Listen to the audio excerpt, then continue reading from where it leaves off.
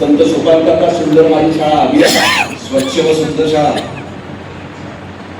या पारितोषिक वितरणाच्या समारंभाच्या निमित्ताने या ठिकाणी मंचावर उपस्थित असलेले भारतीय जनता पार्टीचे प्रदेशाचे अध्यक्ष आमचे नेते आदरणीय रवींद्र चव्हाण साहेब, मंचावर उपस्थित असलेले सन्मान्य राजेश पांडे साहेब, आमचे मित्र संजय काका जगताप यांना गोड धक्का देणारे माझे दुसरे मित्र सन्मान्य निरंजनजी डावकरे साहेब, मंचावर उपस्थित असलेल्या आपल्या शहराच्या प्रथम नागरिक तीर्थस्वरूप आनंदी काकी जगताप, ज्यांच्या पुढाकारातून आजच्या कार्यक्रमाचं आयोजन करण्यात आलं, ते माजी आमदार आमचे सहकारी सन्मान्य संजय काका जगताप, संजय दादा जगताप, या ठिकाणी उपस्थित असलेले राजेंद्र बाबू जगताप, सन्मान्य रमितलालजी कोठडिया, सन्मान्य दादासाहेबजी लाड, शिवाजीरावजी ढमडेरे, सन्मान्य शेखरजी वर्धने, सन्मान्य बाबाराजे जाधवराव, सन्मान्य विक्रमजी पावसकर, सन्मान्य गणपतरावजी बालवडकर,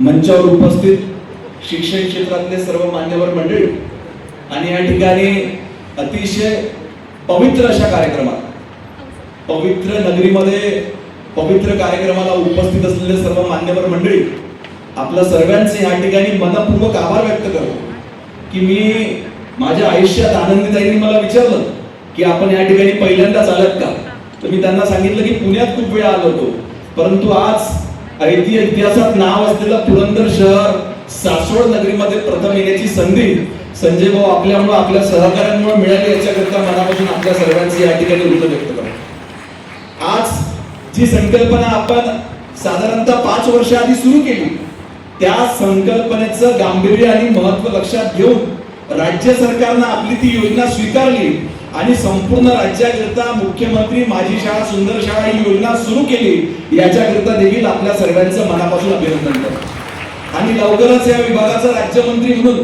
आमची सरकारची जी योजना सुरू आहे त्या योजनेमध्ये आपल्या सर्वांच्या माध्यमातून सूचना मिळण्याकरता राज्य सरकारला आपण मार्गदर्शन करावं असं राज्य सरकारचा प्रतिनिधी म्हणून मी आपल्याला या ठिकाणी विनंती करतो। या शहरामध्ये प्रवेश केल्यानंतरच या शहराची सुंदरता त्या ठिकाणी लक्षात येते।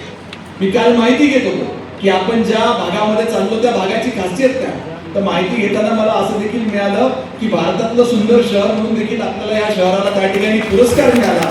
आज ही आपल्या सर्वांकरिता अतिशय अभिमानाची बाब आहे। राज्य सरकारचा राज्यमंत्री म्हणून काम करत असताना आपल्या या मंचावरून खरोखर आभार व्यक्त केला पाहिजे राज्याचे मुख्यमंत्री सन्माननीय देवेंद्र फडणवीस साहेबांचं। याचं कारण असं की आपण अनेक वेगवेगळ्या भागामध्ये वेगवेगळ्या क्षेत्रामध्ये देशाचे प्रधानमंत्री सन्माननीय नरेंद्रभाई मोदी यांच्या नेतृत्वामध्ये भारत देश म्हणून त्या ठिकाणी प्रगती करतो आणि आपण त्याच पद्धतीनं राज्याचा जर का विचार केला तर आपलं राज्य देखील कुठेही त्या ठिकाणी कमी नाही। वेगवेगळ्या मोठ्या क्षेत्रामध्ये मोठी प्रचंड प्रगती आपल्या या राज्यानं आदरणीय मुख्यमंत्री देवेंद्र फडणवीस साहेबांच्या नेतृत्वात केली। रविभाऊ, मी जेव्हा आपण सर्वांनी मला शिक्षण राज्यमंत्री म्हणून जबाबदारी दिली, राज्यमंत्री झाल्याबरोबरच शिक्षण विभागानं मला अमरावतीला एका बक्षीस वितरणाच्या कार्यक्रमाला त्या ठिकाणी बोलवलं। आता साहजिकच विभागाचे राज्यमंत्री म्हणून राज्यस्तरीय बक्षीस वितरण समारंभ अमरावतीला त्या ठिकाणी आयोजित करण्यात आला होता आणि मला निमंत्रित केलं। कार्यक्रम होता बाल विज्ञान स्पर्धा, राज्यस्तरीय जी बाल विज्ञान स्पर्धा आपली दरवर्षी होते त्या बक्षीस वितरणाच्या समारंभाकरिता मला त्या ठिकाणी निमंत्रित करण्यात आलं आणि संपूर्ण राज्यातले आपले बालवैज्ञानिक जे आपले वेगवेगळे प्रयोग घेऊन त्या ठिकाणी सहभागी झाले होते त्यांना बक्षीस वितरण त्या ठिकाणी सुरू होतं। आमच्या अमरावती म्हणजे विदर्भामध्ये त्या ठिकाणी कोणी कोल्हापूर, कोणी पुणे, नंदुरबार, सिंधुदुर्ग इतक्या दुरून देखील त्या ठिकाणी संपूर्ण राज्यातले विद्यार्थी आले होते। साहजिकच पारितोषिक वितरण समारंभ सुरू असताना मी आमच्या विभागाला विचारलं की आपण कितीचं बक्षीस या विद्यार्थ्यांना त्या ठिकाणी देतो, जे राज्य स्तरावर त्या ठिकाणी पारितोषिक आपण या ठिकाणी देतो आहे। आमच्या विभागाने सांगितले की साहेब आपण यांना 5,000 रुपयाचं पारितोषिक त्या ठिकाणी देतो। अरे, जे विद्यार्थी राज्य स्तरावर बालवैज्ञानिक म्हणून त्या ठिकाणी नाव घेतात आणि राज्य शासन आपण त्यांना 5,000 रुपयाचं बक्षीस देतो, त्याच्यासोबत त्याचे शिक्षक त्या ठिकाणी उपस्थित राहतात, त्याच्या प्रयोगाचं काही साहित्य त्या ठिकाणी आणत असतो, अनेक वेळेस त्या विद्यार्थ्यांसोबत त्याचे पालक देखील त्या ठिकाणी येतात आणि त्याच मंचावरून रविवारी घोषणा केली की येणाऱ्या वर्षापासून 1 लाख रुपये बक्षीस त्या ठिकाणी बालविद्यार्थ्यांना साधारणतः 60 ते 70 विद्यार्थी आपण त्या ठिकाणी निवड करत असतो आणि हे 60 ते 70 विद्यार्थी भविष्यात जाऊन ह्या राज्याचे या देशाचे वैज्ञानिक म्हणून आपली क्षमता त्या ठिकाणी सिद्ध करणार आहेत. त्या 60 ते 70 विद्यार्थ्यांना जर का 1 लाख रुपये आपण बक्षीस दिलं तर शासनावर बोजा कितीचा पडणार आहे? हार्डली 60 ते 70 लक्ष रुपयाचा. मी त्या ठिकाणी घोषणा करून टाकली, कारण मी नवीन होतो, जोशात होतो, माझ्याकडून घोषणा झाली. परंतु प्रत्यक्षात जेव्हा मी मंत्रालयामध्ये आलो, जेव्हा 15 दिवसाला फाईल माझ्याकडे सही होण्याकरिता आली, तर विभागानं पुस्तक केलं की 5,000 रुपयावरून आम्ही 21,000 करतो. मी फाईल वापस पाठवली. मी म्हटलं का बरं, मी तर घोषणा 1 लाखाची करून आलो आणि तुम्ही 21,000 का बरं करताय? म्हटलं साहेब 5,000 वरून डायरेक्ट 1 लाख कसं तरी वाटत आहे. मी म्हटलं का आपण चुकीच्या कामाकरिता घेतोय? तर बोलले नाही साहेब 5,000 वरून एकदम 1 लाख शक्य करणं शक्य नाही. मी म्हटलं मला याच्यावर सही करणं शक्य नाही. मी फाईल त्या ठिकाणी वापस पाठवली. पुन्हा 10 दिवसानं फाईल माझ्याकडे आली, त्याच्यावरती पुन्हा 21,000 वरून 51,000 झाले. मी पुन्हा फाईल वापस पाठवली का मी 51,000 वरून त्या ठिकाणी सही करणार नाही, कारण विषय इतका गंभीर होता. आपण ज्यांच्याकरिता हे बक्षीस देणार होतो ते देशातले भविष्यातले बालवैज्ञानिक आपण त्या ठिकाणी घडवत असतो. मग आमच्या माननीय कॅबिनेट मंत्र्यांचा फोन आला, गोयल साहेब थोडंसं समजून घ्या, आपण आता 51,000 करू आणि भविष्यात लवकरच त्या ठिकाणी 1 लाख काही कालावधीनंतर करू. मान्य कॅबिनेट मंत्र्यांचा फोन आला म्हणून मी त्याला होकार दिला. परंतु या राज्याच्या मुख्यमंत्र्यांचं मी अभिनंदन करेल की आम्ही त्यांच्या पुढे नवीन पुन्हा प्रस्ताव ठेवला की या बालवैज्ञानिकांना आपण पुन्हा कुठेतरी त्या ठिकाणी चालना दिली पाहिजे. आपण सर्वजण आणतो, आपण सर्वजण शिक्षण क्षेत्राशी निगडीत मंडळी या ठिकाणी आहेत. नंदकुमार सागर सर देखील आहेत. वेगवेगळ्या शिक्षक संघटना मला नेहमी त्यांच्या वेगवेगळ्या समस्यांकरिता भेटत असतात. परंतु अनेक वेळेस शिक्षक संघटनांनी अनेक वेळेस विद्यार्थ्यांच्या चांगल्याकरिता देखील काम केलं. काही शिक्षकांनी मला सुचविलं होतं की भाऊ आपण हा जो विषय बक्षीस वाढी सोबतच करतोय, त्याच पद्धतीनं ही स्पर्धा ही तालुका स्तरावरती, ही स्पर्धा जिल्हा स्तरावरती आणि जिल्हा स्पर्धा नंतर राज्य स्तरावरती तालुका स्तरावर सहभागी होणाऱ्या विद्यार्थ्यांकरिता संजय भाऊ आपण त्या ठिकाणी पहिल्या 21 विद्यार्थ्यांना विभागीय विज्ञान केंद्रात भेट देण्याचं नियोजन त्या ठिकाणी केलं. जिल्हा स्तरावर प्रथम 51 येणाऱ्या विद्यार्थ्यांना इस्रो सायन्स सेंटरला भेट देण्याचा शासन निर्णय आपण त्या ठिकाणी काढला आणि राज्यातले जे टॉपचे 51 विद्यार्थी राहतील त्यांना नासा अमेरिका या केंद्राला भेट देण्याकरिता माननीय मुख्यमंत्री महोदयांना विनंती केली.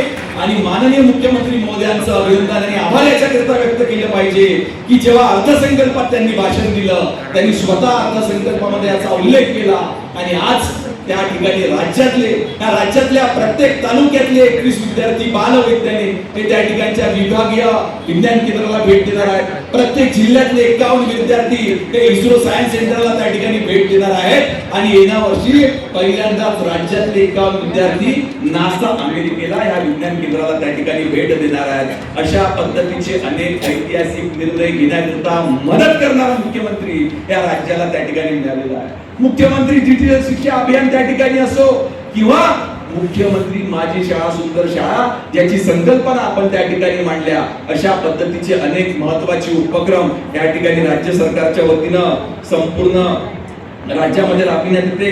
आज ज्या कार्यक्रमाच्या निमित्तानं मला या ठिकाणी बोलवलं, आदरणीय चंदूकाका जगताप ज्यांची जयंती देखील आज या ठिकाणी आहे.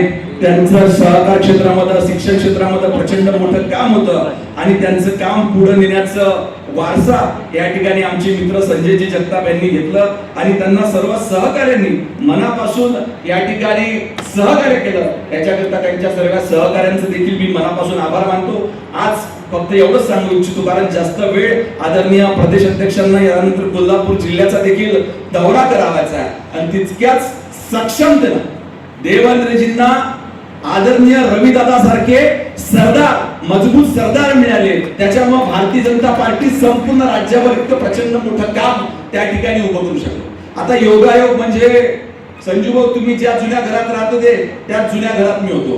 फक्त मी लवकर निर्णय घेतला, तुम्ही निर्णय घ्यायला वेळ लावला आहे. आणि आमचे मित्र बसले आहे, निरंजनजी डावकर, तुम्ही सांगितलं का तुम्हाला गोड अनुभव आला, अजून कडू अनुभव याचा आहे. निरंजन भाऊ दोन्ही अनुभव देत असते, गोड अनुभव देते आणि कडू अनुभव येते. परंतु योगायोग आपल्या दोघांमध्ये असा की आपल्या दोघांची जुनं घर एकच. आता आपला नवीन घरात प्रवेश झाला, मी अतिशय योग्य वेळेस प्रवेश घेतला, माझा योग्य वेळी निर्णय करण्यात आला. त्याच्यामुळे आज या ठिकाणी पक्षानं मला देखील संधी दिली. एक विभाग नाही तर 5 विभागाची जबाबदारी त्या ठिकाणी दिली आणि अतिशय चांगल्या पद्धतीचं सहकार्य या पक्षातली वरिष्ठ मंडळी आपल्याला त्या ठिकाणी दिसतात, करत असतात. जो आता लवकरच तुम्हाला आपल्या जुन्या घरातला आणि नवीन घरातला फरक त्या ठिकाणी जाणवेल. अतिशय चांगल्या पद्धतीचं मार्गदर्शन, अतिशय चांगल्या पद्धतीचं सहकार्य या ठिकाणी वरिष्ठांकडून मिळत असतं. फक्त एकच आहे, या पक्षामध्ये कामासोबत कुठलंही कॉम्प्रोमाइज त्या ठिकाणी होत नाही. कामामध्ये सतत त्या ठिकाणी जिद्द, आपण जिद्दीनं काम करत राहावं अशी विनंती मी आपल्याला या ठिकाणी करतो. आणि आपल्या या अतिशय उत्कृष्ट अभिनव उपक्रमाला खरोखर मी मनापासून वंदन करतो. आणि याच्यामध्ये जे जे लोक सहभागी झाले, ज्यांना उत्कृष्ट पारितोषिक या ठिकाणी मिळणार आहे, आपल्या सर्वांचं देखील मनपूर्वक अभिनंदन करून माझे 2 शब्द संपवितो. धन्यवाद.